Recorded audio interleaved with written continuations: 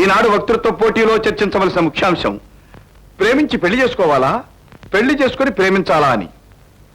చాలా మంది సోదర సోదరీమణులు ప్రేమించి పెళ్లి చేసుకోవటం మంచిదని వాదించారు. Of course they may, but ప్రేమకు పెళ్లికి, ప్రేమకు కామానికి, ప్రేమకు మోహానికి తేడా తెలియ ఈ రోజుల్లో ప్రేమించి పెళ్లి చేసుకోవటం, వాట్ ఐ మీన్, శుద్ధ వేస్ట్, సింపుల్ వేస్ట్. మొదటి చూపులో ప్రేమించి, రెండవ చూపులో పెళ్లి చేసుకుని, మూడవ చూపులో కలహం ప్రారంభమై, నాలుగవ చూపులో డైవర్స్ అంటే విడాకులిచ్చి విడిపోయే వారి సంగతి మనకంటే అనుభవజ్ఞులైన వారికి బాగా తెలుసు. అఫ్ కోర్స్ భార్యాభర్తలకు ప్రేమ అవసరం, కానీ పెళ్లికి ముందే ఆ ప్రేమంతా అయిపోతే ఇక పెళ్ళైన తర్వాత మిగిలేదేమిటి? వాట్? కలహం.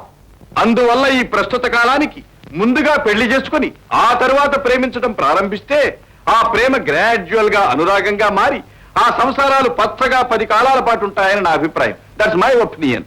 Friends, with your permission. Next miss Shanti, BA final.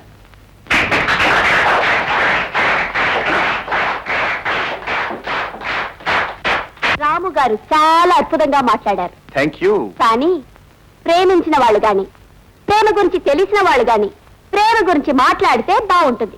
కానీ ప్రేమంటే ఏదో ఒక పాము అనుకుని ఆ దారిని వెళితేనే అది కాటేస్తుంది అని అనుకునేవాళ్ళు ప్రేమ గురించి మాట్లాడితే ఎలా ఉంటుంది? ఇలా ఉంటుంది. సో పెళ్లికి ముందు ఎవరో తెలియకుండా పెళ్లి చేసుకోవడం ఎలాంటిదంటే, ఒక బండికి బలవంతంగా 2 ఎడ్లు కట్టామనుకోండి, ఆఫ్ కోర్స్ కొంచెం దూరం సమానంగానే పోతాయి. బట్ బండి విప్పిన తర్వాత ఈ 2 ఎడ్లు సమానంగానే పోతాయని ఏంటి గ్యారంటీ? అలాంటిదే ఈయన చెప్పేది కూడా. సో ఇలాంటి గ్యారంటీ లేని పెళ్లి ఎందుకు చేసుకోవాలి?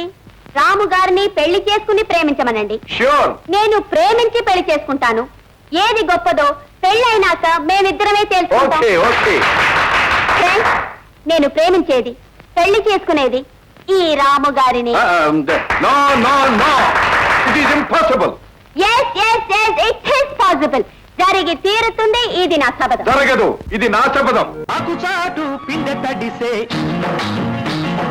కొమ్మ చాటు పువ్వు తడిసే,